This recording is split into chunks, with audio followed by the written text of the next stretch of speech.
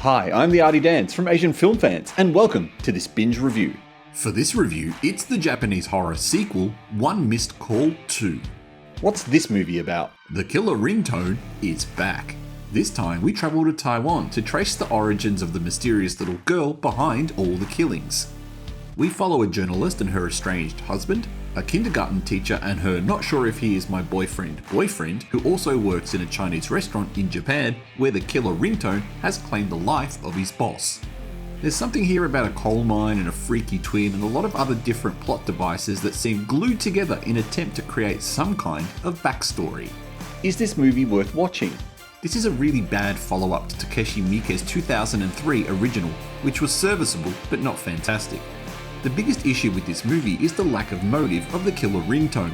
The way it spreads was covered in the first film, but in this movie it just doesn't make sense, because that's what happens when you try and shoehorn a new lore into an existing movie. It just becomes confusing and doesn't work.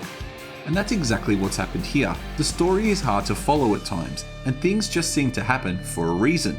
The acting is average, and it really feels more like a rushed made-for-video sequel than a serious movie. Also, this movie hasn't aged well. If you remember downloading ringtones for your mobile phone, then you also remember a time when Japanese horror movies were better than this. Thank you for watching this Binge review. Check out more by following the links on the screen.